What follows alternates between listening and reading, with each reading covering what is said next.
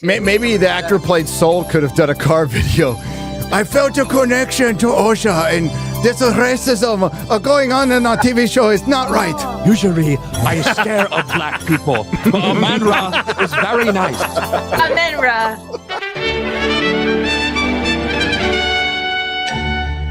Blame modern TV for Star Wars The Acolyte's cancellation. Now, there's been a lot of debate. A lot between the 10 people with multiple accounts who like The Acolyte.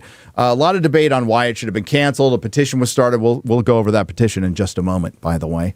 To save a show that was thoroughly disliked by most, enough, you could just say all the audience at this point. It's such an nobody watched the show. Nobody watched it. It is everything Kathleen Kennedy wanted her Star Wars to be. Blame modern TV for Star Wars The Acolyte's cancellation. The series was forging new paths and telling different stories in a franchise that often leans too much on nostalgia. One of the more interesting things that I've witnessed, whether it's Disney Star Wars fans fighting with each other or some of the articles that are coming out, some of these people are actually coming to the right conclusions about some things, but for the complete wrong reasons. Mm-hmm. It is actually true that Star Wars is stuck in this era, this 3 or 4 year period where they're shoving all these things, where every single character that has to show up and you have to do the member berries, all that stuff. They desperately need to get away with that. And The Acolyte they had some member berries in there, but it was an attempt to go to a different era. Unfortunately, it was complete and utter dog shit. What people want is something that does explore new eras, that does do something different in a competent way. So it's just funny seeing these people fight with each other over that specific thing. This headline, they say they lean too much on nostalgia. If nostalgia is what's tanking the series, why make it a Star Wars show? Just create something completely original then. Because they're afraid to do that. That's why they buy this stuff. It is impossible. Yeah. Especially when it comes to pushing their DEI messaging, they kind of have to co-op popular IPs in order to push it. Because if they make their own thing with that, it's going to end up like the dust bin or whatever the heck that new game is. No one's going to touch it. Except for Madame Sabi. She touched it in very I touched it for 7 long, excruciating hours. We got very sweaty into the message. Guantanamo molestation up in there? Oh, it was. It was awful. But so regarding this, I actually did my typical professional question asking thing under the Kotaku article on Twitter.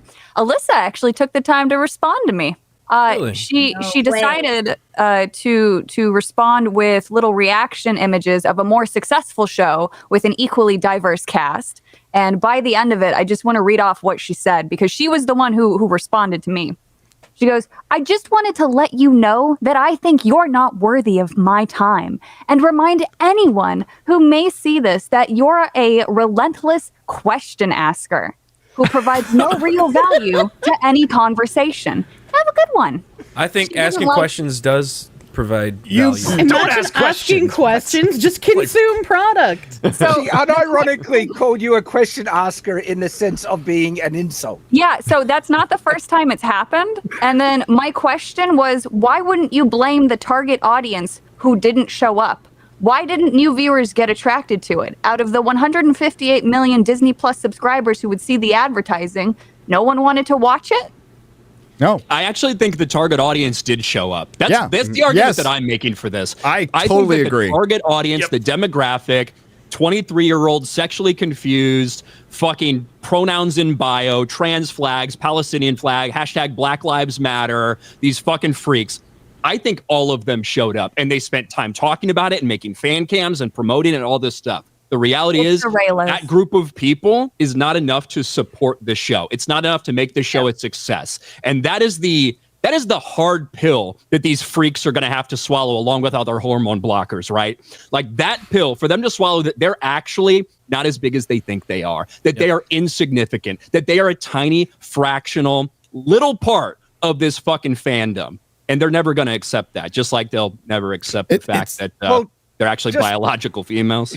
Just on that note, Ryan, where they are so deluded that they genuinely think there more of them, or they literally made videos, there's more of us. Did you see that cringe kind of compilation? And also with the whole Doctor Who thing where they said, for every bigot fan we lose, we'll get 2 more that love diversity or something like that. How's that working out for them? And other personalities in your head don't count. Yeah. There's more When you context use- to add to that video too, though. So they in-fought because other individuals of that crowd were upset that they didn't have black gay representation or Oh, yeah, they something. took it And then down, on didn't top of that, the other good one is the dude who put it together had multiple accounts where he was harassing people who were putting together that video. So this is from a bunch of, as Ryan so eloquently said, pronouns and bios. Just change their Ukrainian flag for the Palestinian flag with some rainbows, which really go together well. And they're the ones always complaining about heteronormity and sexualizing women. And all they do is they want to get put into a thirst trap. They want to flick their bean to Manny Jacinto playing Queer Mirror. Like that is the weirdest thing to turn Star Wars into. The mighty Star Wars, the story of good versus evil, redemption, the Skywalker saga, and now it's a thirst trap. Because they're turning it into a fanfic, right? Yeah. And what I mean by that is not the way we typically refer to Disney Star Wars, but I'm talking about, you know, these fan fiction websites. Oh, go to Harry Potter fan fiction. Oh, guess what? Every single one of them has Malfoy like Hermione and then getting into a long-term relationship with her, right? It's this weird fetish. Just some people have it or whatever, and they want to see this toxic, abusive, literal piece of shit get together with this girl. That I can change him fantasy, right? I can talk about that actually on an expert level. I'm sure you fucking can. A lot of people have the I can fix them mentality. Well, it's the Raylos on Tumblr. So they were so insane that they made Adam Driver uncomfortable to ever return to the Star Wars world. They are the reason why he wants nothing to do with his character. And so these people would actually send death threats from multiple accounts to artists who drew the wrong thing. And I'm not even going to talk about what I drew, but like people who paired Rey and Finn, for example, they relentlessly harassed them. There were a couple of interviews that obviously showed that they were trying to gear this towards the Raylos. That's why they took the concept of Rey and Kylo's relationship and just took out any form of possible logic and just said, yeah, he's a murderer and she's going to be so into that and it's going to be hot. There is something about dark, abusive men that they love, while in the real world saying, you need to respect women. And down with the patriarchy. Yeah. Like they're doing the same thing with Sauron, exactly the same thing. The marketing is beginning to put him as like one of the thirst traps. And in the interviews, Leslie Headland's at Stock, because I didn't even know, like apparently the Raylos called themselves the Rats for some reason, and she actually raises up like that and said, no, that was what the inspiration for this. So that she's basically reflecting it in the Acolyte, that same relationship. Yeah. Well, you're canceled now, so why are they called the Rats?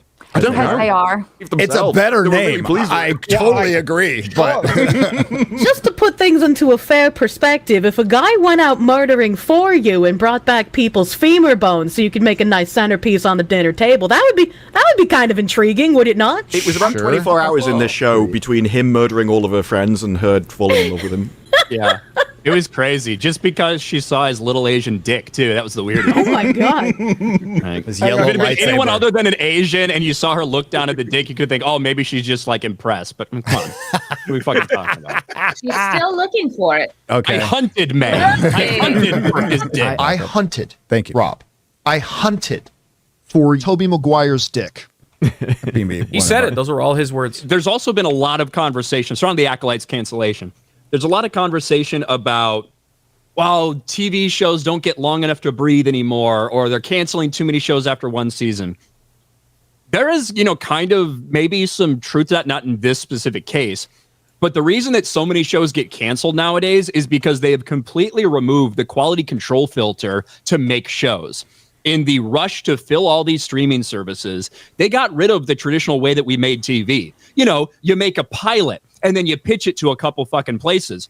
And then of the 10, 12, 15 pilots that they might view to maybe put on air that year, they might pick up 1, 2, or 3 of them. And the rest just never get made because, quite frankly, they weren't good enough. We don't think that's interesting enough for our audience. Now you order up entire seasons, sometimes 2 seasons at a time of this dog shit. Oh, Secret Invasion? We don't need a pilot for that. Let's give them $250 million and let's do this Samuel Jackson Secret Invasion garbage. Oh, the Acolyte, we need this. Leslie Headland, come on board with us. You gave us a pitch. So we'll greenlight $180 million in the 4 years while you actually get this thing written and put it on screen. That is why so many things are awful, one, and also so many things get canceled the way that they do. But also why they're taking it so personally as well is because it's about affirmation for them too, right? So part of this show was a part of affirming their identity or affirming their community, and so when you take it away, they because now they're being told that their identity is not actually mainstream. Their identity is not actually all that it's cooked up to be, and so I think that's also why you're seeing this just complete screeching like a banshee that you have coming from these groups of people. The other sad thing to remember too, though, so Disney doesn't care about money because they're in talks with Blackstone. Blackstone actually wants to be their primary funder and member for their branch in India, which is totally different than BlackRock. Right. Yeah, Blackstone is so different. It's just stone, to give not the rock. chat a little breakdown on it, Blackstone is actually the original, and BlackRock would like to actually emulate Blackstone. Blackstone recently invested nearly $2 billion into an e-reader manga platform, so I did some digging into them, and it turns out they're actually causing the global housing crisis. The way that they make money is they buy up tens of thousands of real estate properties, jack up the rent by about 50 to 80%, and then they share all of that with all of their little holders. The University of California recently gave them $4.5 billion, defying their union, so that way they can keep making money. Keep in mind, the University of California is funded by the government. Yes. Totally not the same. Blackstone was buying up a bunch of houses here in Texas. We were in competition with them. It is the number one Stockholder alternative asset holder. Yeah. Of all There's of nothing to these see production here, though. companies, every single one. It's definitely not a conspiracy going on, guys. No, Definitely nothing to not. see. The quality of a show is determined by its audience. So with this, it says it's forging new paths and new stories, but it's also going for a different audience. So it is making a good show for that audience, as you said, but it doesn't work in Star Wars. If they put this story in Bridgerton, it would probably work, and it would probably be far more popular. But I think even with pilots, because you've changed the people in charge, they're now making shows that they like. So Kathleen Kennedy would probably like the show. It's probably made for her. And so I think you'd still get those things greenlit anyway. You have to... The people in charge of these companies have to be the original audience of Star Wars. So Kathleen Kennedy never should have been put in charge because she was never part of that original audience. Yeah, because no women watch Star Wars, obviously. Not the majority. And you have to make these things for the majority of the audience. Other people on the periphery can like them, but if you want something to be majorly profitable, it has to be made for and by the majority. Yeah, I was just saying, if the male to female ratio of whatever given product, and it's no problem, right? If there's a 70% male fan base, that's not a bad thing. That's an okay thing. Like, guess what? There's probably a pretty heavy female ratio in the Barbie fan base, right? Intentionally. Yeah. And there's nothing wrong with that. No one's trying to say they need to appeal to boys. That'd be fucking weird. But Barbie needs an SMG right now. Yeah, well, there you go. That might help. Call of Duty Barbie. But also, the 30% that was there before, that were fans of the product the way it was, not only are you going to alienate a lot of the men who like the fan base or the franchise, you're going to alienate all those women as well. Yes. And you're left with what they have now. Just a bunch of degenerate, fucking mentally ill bitches that are now complaining about their show getting canceled. Yeah, you're marketing towards a Hollywood idealized form of what the modern feminist and audience is, which they have no idea. They have no connection with any human beings at this point, based on the writing, what I've seen in all of Disney Star Wars. And so you alienate everyone. Star Wars used to be a brand for men that women liked. Now it's a brand. Disney Star Wars is a brand for no one. Can we go back to the time where they wrote stuff just to make toys? Like, that was the peak time. Remember when that was a problem? Yeah, right? The Acolyte wasn't perfect, okay? But it did break new narrative ground in Star Wars. Now, it broke new narrative ground, or it just broke more Star Wars. I think it just broke more Star Wars. I'm not going to say it's new narrative ground. I think what they do is they pick off the corpse of the EU that they murdered, and then they repurpose it into what they call original storytelling and new ground. That's all the Acolyte was, from my basic knowledge of the EU, was just pieces picked off the corpse and repurposed. What's the narrative ground? In a lot of is ways, is it the Jedi could be fallible? Is that what the narrative ground that's being broken is? No, because the Jedi are evil. That's what they were aiming for. They missed. It wasn't enough to show that the Jedi had failed and made some mistakes. along the way, we have to actually show, oh no, they're the bad guys here, just for the record. The lesbian space witches that want to like force groom their children or whatever, they're the good guys. They're the good guys. Want to practice the dark side? It's just an opinion, bro. Okay, chillax. Ryan, do you know why they're the good guys? Because Mother Anastasia let one of her created children choose on her own. Remember that Sol was a bad guy because he didn't let her kill him properly. And so when he said, "Oh, I agree, it's okay, I'm sorry," that was taking away her female agency to murder him. It was about agency. Practicing benign sexism by thinking that he knew what was best for her, and he didn't even allow her the dignity to kill him without giving his permission. Without mansplaining. Look at that man. I can't undersell that the hero moment of this show is when the girls got to choose for themselves after being complicit in murders, flipping side, going after Queermere. Like all of this, it was they got to choose for themselves and they deserve to be free, despite all the murdering and accomplice to murders. I argue that the hero moment was her choking out. Yes, that was her taking her agency back. Yes. And just think about that. It is presenting a murder as a celebratory thing in this show. And they cry after, and they're like, oh. And so that's why the comment in this article is one of the most retarded things ever. She's trying to say breaking new grounds is inherently a celebratory thing, something that that makes it good. It's like, are you retarded? No. I mean, look at Lord of the Rings. If Aragorn at the end, instead of trying to say for Frodo, instead he stripped naked, stabbed himself in the head and died, that would be breaking new ground, but it would be friggin' retarded. Acolyte broke new ground, but it's retarded dog crap. What type of friggin' copium is this idiot on? Chad, don't you realize if you complain about that, they'll never make any more Star Wars? Good. That is why I'm glad. Let it die. Put it out of its misery. It's not the bad stories they're writing. You're the problem, Chad. And then we're just one sentence in. A franchise often haunted by force ghosts and endlessly recurring characters led by Lesbian Headlamp, the D+ series dared to reevaluate decades-old tropes, Ryan, or lore. I mean, what we call lore, they call tropes. George Lucas saying that, essentially the Jedi are the most pure and wholesome people in the galaxy. They are definitively the good guys. Doesn't mean they're perfect. Doesn't mean they don't make mistakes, but they are the good guys. That's a trope. It's a trope. Yeah, whatever. The creator of the franchise, whatever. Unpack the flaws of the Jedi Order. I don't know. Say what you want about the prequels. I think they kind of did that. I think that was kind of the underlying theme. Been done. Been done. And play with the space sandbox setting in new, interesting ways. But the Acolyte, which starred Amandla Stenberg playing two parts the exact same way, as twin sisters struggling to find balance in the Force, and Manny Jacinto as Queermere as a super sexy baddie, was just officially canceled. She's thirsty. It won't get a second season on D+, and right now the worst behaved members of the Star Wars fandom are celebrating its demise. Yeah,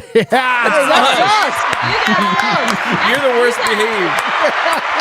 You're behaving badly. We did it, dude, bros. Just want to point out that the small section of the fandom that are fans of the Acolyte, the ones it's catered to, they're the ones that are tweeting out, GIFs and images and videos of them going to Lucasfilm and shooting Kathleen Kennedy in the head because she canceled the Acolyte. Yes, just for the record, but we're the worst behaved. We're the worst behaved. We're the worst, yeah. It's on site apparently against Star Wars theory too. Some weirdo said it's on site, and then they posted a GIF of somebody decking someone else, and I'm like, damn. So, Gary, you saw that when you went viral the other day. I went through that with the fucking Batman shit. These people always say that, and they're anonymous people, and I for the most part, I take it with the same seriousness as I treat the handful of actual bad over the line things that these actors will get.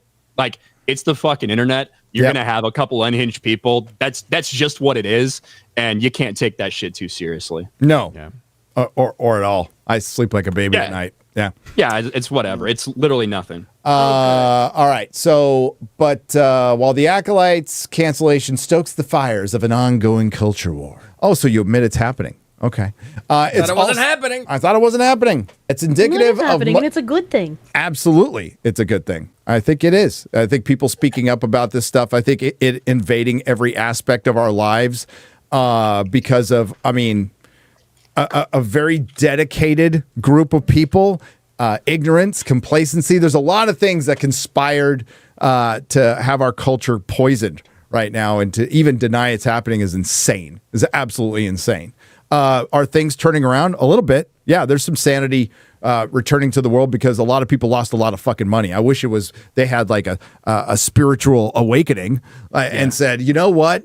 Maybe dividing the fan base and pissing half the country off and pissing half our fans off is not a very good idea. You know. Instead of quietly saying it to other people, but not saying it out loud within your industry, whatever that is, or school or government. It's also indicative of a much larger problem. I agree. Plaguing modern television as streaming services and rising production costs are to blame. And yes. This is one of the things where there are actually like some points here, like legitimate. There's a big difference between the way TV's done now and the way it used to be done. Yep. And there's multiple different reasons for that, obviously. But it's like, these people are coming to like a right conclusion about some things, but they're getting there in like a completely fucked up way. She's like, so close to getting it. It's intentional, I think. I don't think she's actually this stupid. I have no idea. Maybe I'm giving her too much credit, but she talks about House of the Dragon and then can't make the distinction on why House of the Dragon good, Acolyte bad. Yep. Yeah. I don't know where all the review bombers went, right? All the bigots, racists, transphobes, all those people that review bombed the Acolyte. I don't know where they were for House of the Dragon. A couple episodes got hit kind of hard because people didn't like the episodes specifically. But a series led by women, people of color galore in it. There's some gay people, and like there's gay people in George R. R. Martin's world as well. Mm-hmm. And for some reason, there's not as much backlash towards it. Well, I was gonna say I don't think she's stupid. I think it's very obvious that she is like a malicious liar, especially since she was one of the people who came out and tried to cover up the fact that people were harassing Cabrutus and trying to get him taken down. And that's what a lot of this is. Like the accusations and the slurs and calling you phobic and everything. It's just a tactic to make you defend yourself, so you're not pushing the actual points of why it's all going on. And so you end up discussing an entirely different thing, and they just keep on doing what they've always been doing. A specific sect of fans are notoriously resistant to perceived changes to lore or the centering of marginalized folks in Star Wars media. Where are you getting this? They're saying the people that are complaining about it breaking canon when it's not technically and stuff like that. That's what they're talking about. Yeah, I think that's a specific dig at the Sith haven't been seen for millennia. They keep bringing that up. It's like, well, actually, no, they all died, so nobody found out about it. And the Acolyte pissed them off from the jump, run by a woman with a black non-binary lead, lesbian witches, and a blistering take on the flaws of the Jedi. It became the focal point of the culture war before it even aired. Well, I'll be real. Like, I wasn't really sure about the lesbian space witches until I saw them singing in the third episode. Okay. She's like, insult everyone who dislikes it, use all the identities as a way to deflect criticism, and then nobody can criticize it because you're a racist, sexist bigot. The lore thing that they go on about. So the reason why lore never matters to these people is because this is actually a Tumblr trait. They're used to writing fan fiction that involves AU or alternate universe. And so they'll just, in the middle of a Star Wars movie, they'll insert themselves, rewrite the characters, and then move on. And then that's become acceptable to them because they live in an echo chamber. So that's why they don't actually have any respect for lore, because they themselves have never had respect for lore, character traits, or character consistency. Well, their very ideology is anti-realism in the first place. They literally believe that their perception can change reality. I mean, even beyond just fan fiction, part of Marxist ideology is to rewrite history and rewrite the good things in the form of yourself. So this is part of that as well. Both Stenberg and Jacinto spoke out about the racist backlash the Acolyte faced, with the former even dropping a song that seems to reference hate lobbed at them. They're doing the same thing as long as the same with the focal of the culture war and the song. They treat the reaction as if that's the initial action. That's the attack. The audience. Yes. When it all started with Star Wars Celebration, where it's very patriarchal. It's time for a woman-centered figure, and they just went off. So people responded to that. You kicked it off. Same with the song. You came at them, and then they responded to your action. But they always blame the other people. It's like, well, no, I should be able to kick you and you just not defend yourself. During that Star Wars Celebration, the other thing that fans got annoyed at was when the other actor said Star Wars is it's all about the gray area. There's no good or evil in Star Wars. Like, what are you talking about? That's what people got mad about. Yes, well, it didn't make sense. So in her song, she also mentions the journalists who are supposed to be telling the truth and calls them out, even though every single journalist has been on their side. So I really would like to ask her, what did she mean by that, and why did she put that? Well, her assistant fed her that information, so you'd have to ask her assistant. She wouldn't fucking know. At the time of writing, Stenberg's latest Instagram post is filled with comments denigrating them. Take the L. Never do Star Wars again. Is that an attack? No. That's not an attack. That's the internet. Light. That's it's very light. Good career advice. Yeah, like if they sat there and hunted through these fucking Instagram comments, they couldn't find anything worse than this. Yeah. Like, you know what? If I saw somebody that was like, shut the fuck up, Amanda, I hope you die, you effing N-word or whatever, be like, you know what? That's an attack. Yeah, that's probably too far. But it's take the L, never do Star Wars. Yeah. How does it feel to have your terrible show canceled, princess? Like, you're a poo-poo come bucket. Yeah, anything that's not outright praise is harmful. And like Disbrew brought up, this is a couple months at this point, after Amanda Stenberg spent the time to film and script and edit a diss track attacking Star Wars fans because her Acolyte show is failing. Right? And keeping an eye on you silly racists. It's like she's literally just coming out and attacking. The Hollywood Reporter even mentions this as, from one of the insiders, as one of the reasons the show got canceled. Like, that didn't, of course it didn't help. Like, at the time I was like, there's got to be a couple people at Disney, like with half a brain, that just went, oh fuck, this dumb bitch, and we can't say anything because she's the non-binary lead of our show. All the line. And then when she gets some criticism back, they're trying to say, it's so terrible, how dare you, look at all the criticism. And commenters. She triggered it by attacking the fans. Yeah. And so it's like, they want to kick us, but when anyone tries to kick back, usually as a reaction. She made a fan diss track? Oh yeah. You haven't seen I don't know anything about Star Wars, and I only pay attention to like the DEI nonsense. It's hilarious. She basically just convulses for a while. A lot of this going on. Unfortunately, in an age where modern television series are defined by their big price tags and hopefully bigger viewer numbers, a show like The Acolyte had almost an insurmountable feat in front of it.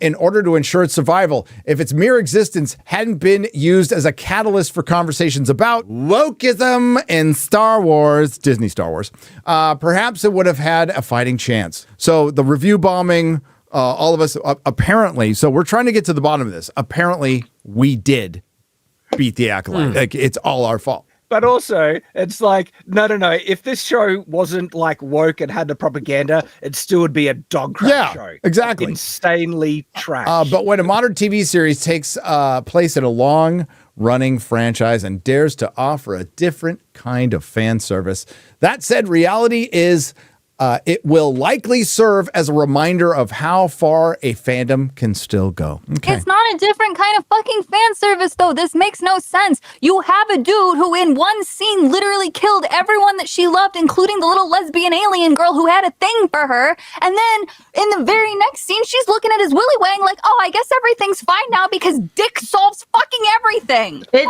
does. Feels good, doesn't it? Having it in your hands again. Try it. I mean, she's not wrong. Nerdrotic.com. Please subscribe.